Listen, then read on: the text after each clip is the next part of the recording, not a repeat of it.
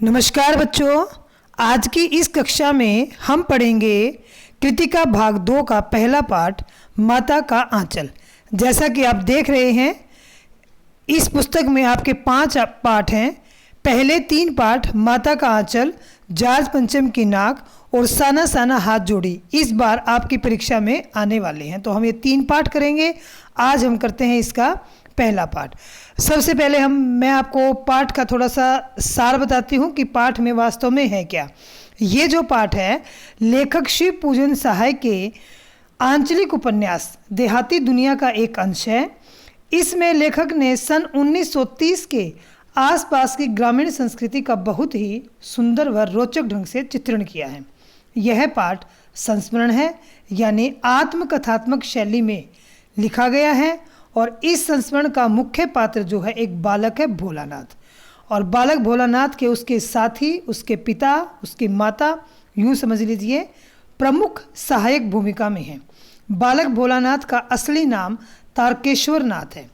लेखक ने पाठ में बताया है कि बालक पिता के साथ चाहे कितना ही रहे, लेकिन विपदा आने पर वह सीधा अपनी माँ के पास ही जाता है।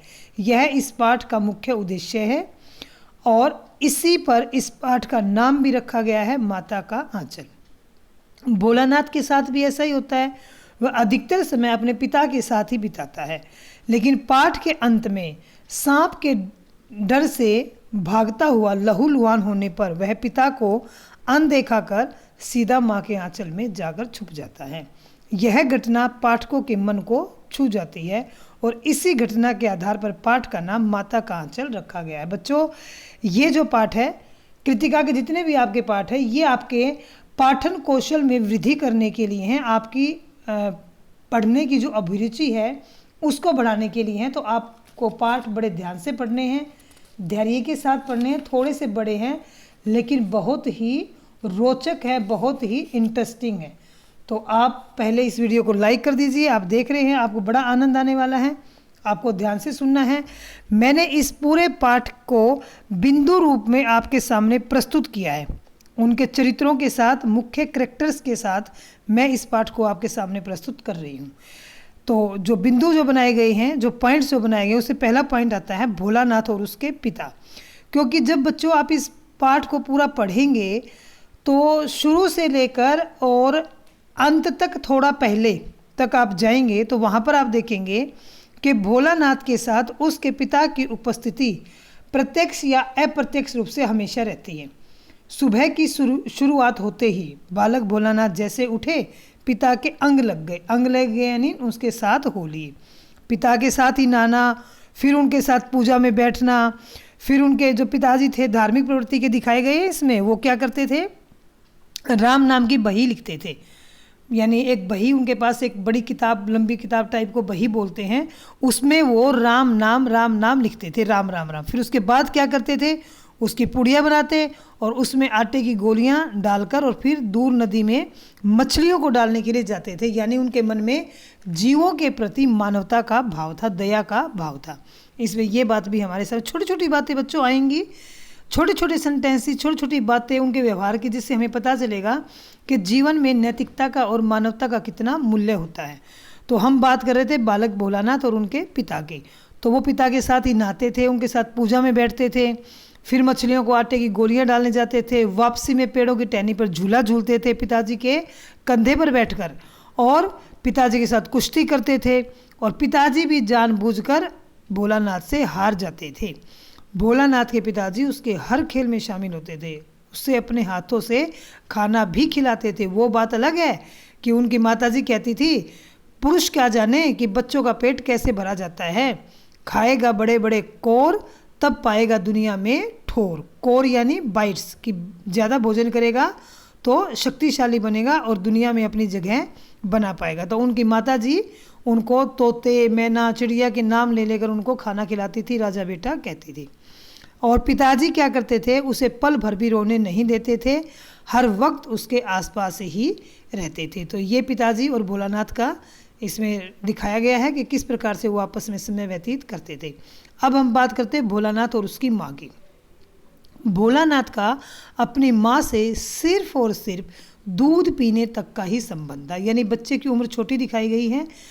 अब वो जब उसको भूख लगती थी तभी वो माँ के पास आता था।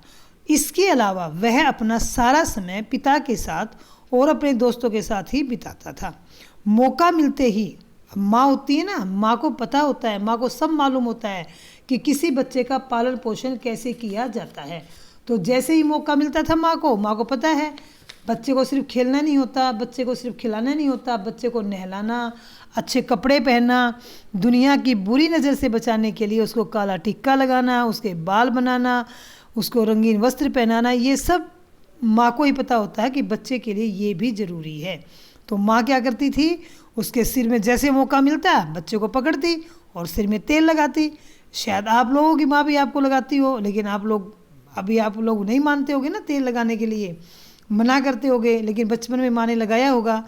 और माता जी उसको क्या करती, बुरी नज़र से बचाने के लिए उसकी नाभि और माथे पर काजल की बिंदी लगाती थी, चोटी गूंथ कर उसमें फूलदार लट्टू बांधकर उससे रंगीन कुर्ता टोपी पहनाती थी। कुर्ता टोपी, कुर्ता कमीज़ को कहते हैं, शर्ट को, और टोपी।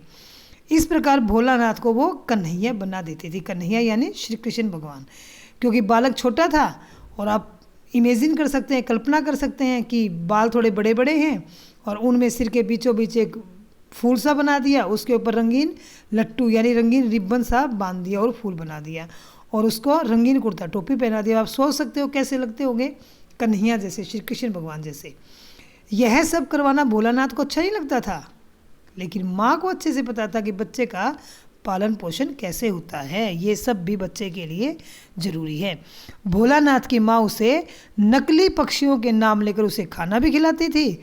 उसकी दृष्टि में उनकी माँ क्या कहती थी, अभी मैंने आपको बताया था कि मर्दुए क्या जाने बच्चों को कैसे खाना खिलाया जाता है, यानी पुरुषों को नहीं पता कि बच्चों का पेट कैसे भरा जाता है। इस प्रकार भोलानाथ के पिता और भोलानाथ की माँ उसके पालन पोषण में, उसके मानसिक व शारीरिक विकास में पूरी तरह से उसका साथ देते थे। अब बात आती है भोलानाथ और उसके साथियों की। देखो बच्चा है और बच्चों का मन तो साथियों के साथ ही ज़्यादा लगता है।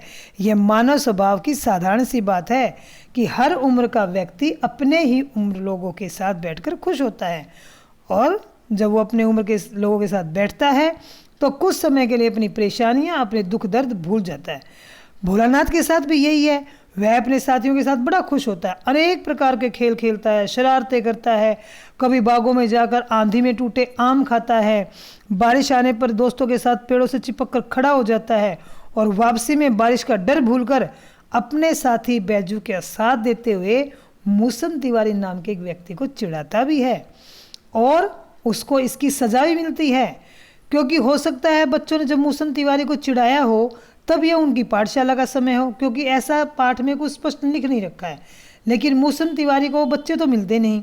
अब मूसम तिवारी कहाँ जाते हैं, पाठशाला में जाते हैं, और गुरुजी से उसकी शिकायत करते हैं, और गुरुजी क्या करते हैं, बच्चों को भेजते हैं, अपने सिपाहियों को भेजते हैं। पाठ में ऐसा लिखा हुआ है कि जाओ उन्हें पकड़ कर लाओ। अब बैजू तो भाग जाता है, और पकड़ा कौन जाता है, भोलानाथ। अब भोलानाथ को पकड़कर पाठशाला लाया जाता है, और वहाँ पर आप समझ सकते हैं गुरुजी ने क्या किया होगा, पिटाई भी की होगी। और पिताजी को जैसे ही पता चलता है, पिताजी अपना सारा काम छोड़कर पाठशाला पहुँचते हैं, और गुरुजी की बड़ी मिन्नत करके, रिक्वेस्ट करके उस बच्चे को छुड़ाते हैं और अपने गोद में उठा लेते हैं। और बच्चा रोए जा रहा है, सिसक रहा है, पिताजी का कंधा उसने आंसुओं से गीला कर दिया है। लेकिन देखिए क्या होता है, थोड़ी दूर जाने पर उसे अपने साथी दिख जाते हैं, और जैसे उसको साथी दिखते हैं रोना धोना बंद और खेल शुरू। ऐसी एक घटना और है, साथियों के साथ चूहे के बिल में बारिश का पानी डालता है, सांप निकल आता है। अब जैसे ही सांप निकलता है सारे बच्चे भागते हैं, गिरते पड़ते चोटिल हो जाते हैं, इनको चोट लग जाती है। भोलानाथ भी लहूलुहान हो जाता है और वो फिर सीधा माँ के आंचल में जाकर छुप जाता है। खेलों में अपने साथियों के साथ वह अनेक प्रकार की तुकबंदियाँ भी करता है। पाठ में 2 बार दिखाया गया है कि पिता की गोदी में सिसकता हुआ, रोता हुआ भोलानाथ अपने साथियों को देखकर रोना धोना छोड़कर चुप हो जाता है और खेलने में मस्त हो जाता है। अभी दोनों प्रसंग मैंने आपको बताए भी हैं, एक पाठशाला में गुरुजी द्वारा डांटना, और दूसरा जब माताजी उसको तेल लगाती थी तब भी वो रोता था। तब वो पिताजी के साथ बाहर जाता था और जैसे दोस्तों को देखता था वो रोना भूल जाता था। यानी भोलानाथ के जीवन में दोस्तों का, साथियों का बड़ा महत्व इसमें दिखाया गया। अब भोलानाथ के हम खेलों की बात करते हैं। देखिए, अब हम जब भोलानाथ के खेलों की बात करेंगे तो आप अपने मस्तिष्क को थोड़ा सा क्रिएटिव रखिएगा, एक्टिव रखिएगा कि आपके खेल कौन से थे जब आप भोलानाथ की उम्र के थे। यानी जब आप 7-8 साल के या 5-6 साल के थे तब आपके खेल कौन से थे, और आज 5-6 साल के बच्चे कौन से खेल खेलते हैं, ये आपको तुलनात्मक अध्ययन करना है। तो पाठ को पढ़ने से पता चलता है कि बच्चे क्या खेलते थे।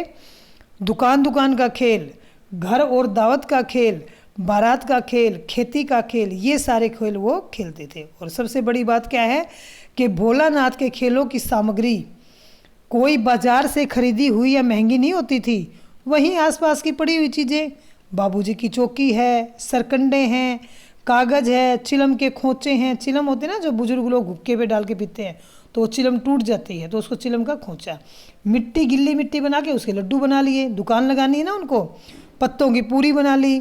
घर घर खेलना है तो दावत का इंतजाम करना है, गिल्ली मिट्टी की जलेबियाँ बना दी, घड़े के टूटे टुकड़े वो बना दिए, दातुन, दिया सलाई, पानी का घी। भाई दुकान लगाइए तो घी बेचना है, पानी का घी बन गया। आटा बेचना है, धूल का आटा बन गया। चीनी बेचनी है, बालू की चीनी बना दी।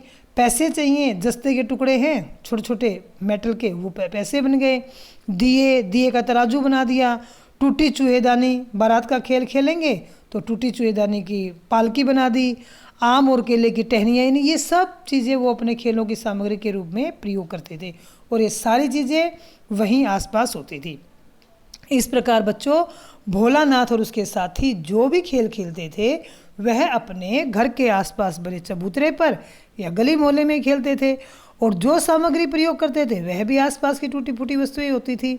उनके खेल इतने मनोरंजक होते थे कि राह चलते लोग भी उनके खेलों को देखने रुक जाते थे। और भोलानाथ के पिता का तो बताया है मैंने आपको पहले कि वो उनके हर खेल में शामिल होते थे, पर जैसे ही भोलानाथ अपने पिता को देखते तुरंत हंसकर भाग जाते और दूसरा खेल खेलना शुरू कर देते थे। यानी उनके खेल पूरा दिन भर चलते रहते थे। अच्छा, इतना ही नहीं, भोलानाथ अपने साथियों के साथ तुकबंदी भी करते थे। वो कोई भी खेल खेलते थे तो उनके साथियों की तुकबंदी, शरारतें करते थे। जैसे एक जगह आप पढ़ोगे, ऊंच नीच में बही कियारी जो उपजी सो बही हमारे। यहाँ पर वो खेती का खेल खेलते थे कि ऊंच नीच में बही कियारी, ऊंची नीची जगह है उसमें हमने वो क्यारी बना दी, यानी बागबानी कर दी, और जो उपजी सो भाई हमारे, जो इसमें पैदा होगा वो क्या होगा, हमारा होगा।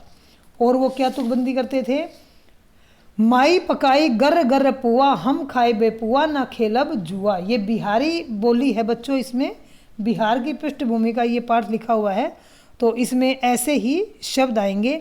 एक पैसा की लाई, बाजार में छितराई, बरखा उधरे बिलाई, बुढ़वा बेईमान मांगे करेले का चोखा। तो इस प्रकार वो किसी को चिढ़ाते थे या खेलते थे तो उन सभी में वो क्या करते थे, तुकबंदी करते थे। राम जी की चिड़ई, राम जी का खेत, खा लो चिड़ई भर भर पेट। यानी वो अपने खेत में चिड़ियों को आमंत्रित करते थे और उनको वो खाने के लिए कहते थे। इस प्रकार वो अपने साथियों के साथ हर खेल के लिए तुकबंदियाँ करते थे।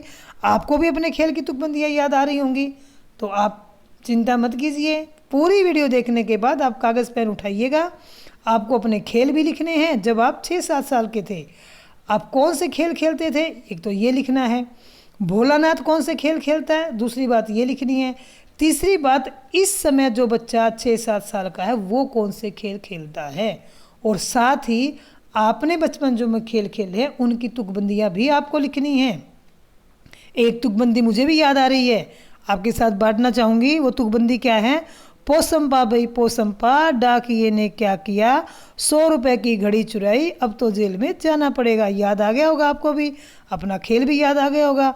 वीडियो देखने के बाद आप थोड़ा सा खेल भी सकते हैं। अब हम बात करते हैं उस घटना की, उस प्रसंग की जो आपके दिल को छू जाएगा और जो पाठकों के मर्मस्पर्शी हृदय को छू जाएगा, और शीर्षक की सार्थकता का प्रश्न भी इसी के अंदर छिपा हुआ है।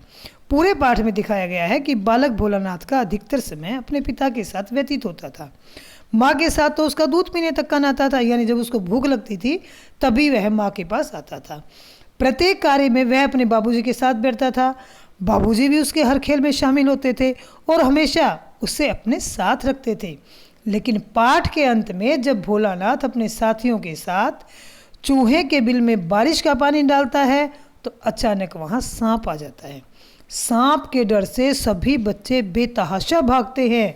भोलानाथ भी गिरते पड़ते लहूलुहान होकर बड़ी मुश्किल से घर पहुँचता है और बैठक में बैठे अपने बाबूजी को अनदेखा कर सीधा अपनी माँ के आंचल में जा छिपता है। ये वही बाबूजी हैं बच्चों जो हमेशा अपने बच्चे के साथ रहते थे, उसके हर खेल में शामिल होते थे। और देखो उस समय उसकी माँ भी चावल साफ कर रही थी। बाबूजी बैठक में बैठे हैं, माँ थोड़ा आगे चलकर बैठी है और वो चावल साफ कर रही है। अब माँ ने भी 1 सेकंड की देर किए बगैर अपना काम साइड में रखा और बच्चे को गोद में छिपा लिया, उसे चूमने लगी, उसे प्यार करने लगी। यानी माँ की ममता की जो बारिश हुई है उसे आप पढ़ेंगे, भावपूर्ण तरीके से पढ़ेंगे तो आपको समझ में आएगा कि माँ की ममता क्या होती है। उसके घाव पर माँ हल्दी का लेप लगाती है, उसको गोद में छिपा लेती है, खूब प्यार करती है, उसे बार बार चूमती है। यह घटना पाठकों के हृदय को छू लेती है। इस घटना से प्रमाणित होता है कि बच्चा अपने पिता से कितना ही जुड़ा हुआ हो, लेकिन विपदा के समय वह अपनी माँ को ही याद करता है। उसे माँ के आंचल से बढ़कर सुरक्षित जगह कोई नहीं लगती। क्यों? क्योंकि माँ और बच्चे का रिश्ता तो बच्चे के दुनिया में आने से पहले ही जुड़ चुका होता है, जब वह अपनी माँ के गर्भ में होता है और माँ के द्वारा ही उसे गर्भ के अंदर पोषण मिलता है, उसका पालन पोषण होता है। इसलिए बच्चा माँ के साथ भावात्मक रूप से जुड़ा हुआ होता है और यही कारण है कि बच्चे को माँ के आंचल से बढ़कर कोई सुरक्षित जगह नहीं लगती और वह विपदा के समय पिता को छोड़कर माँ को ही याद करता है। और इसीलिए इस पाठ का नाम माता का आंचल भी रखा गया है। अगर हम इस पाठ के किसी दूसरे शीर्षक की चर्चा करें तो मेरा बचपन भी हो सकता है, या माँ की ममता भी हो सकती है, या माता पिता की प्रेम भरी छाँव भी हो सकती है। 3 शीर्षक बच्चों मैंने आपको सुझाए हैं, आप भी थोड़ा दिमाग लगाइएगा और अगर इसका कोई अन्य शीर्षक आपको सूझता है तो वो आप ज़रूर लिखिएगा। तो बच्चों आज का ये पाठ पूरा हुआ, आशा है आपको समझ में आया होगा। वीडियो को लाइक कर दीजिए, शेयर कर दीजिए और अगर आपने चैनल को सब्सक्राइब नहीं किया है बच्चों तो सब्सक्राइब भी अवश्य कर दीजिए। अगली वीडियो में मैं इस पाठ के प्रश्न उत्तरों पर चर्चा करूंगी। तब तक आप पाठ को, इस वीडियो को अच्छे से देखें, सुने और समझें और ज़रूरी बातों को उत्तर पुस्तिका में लिखना न भूलें। धन्यवाद।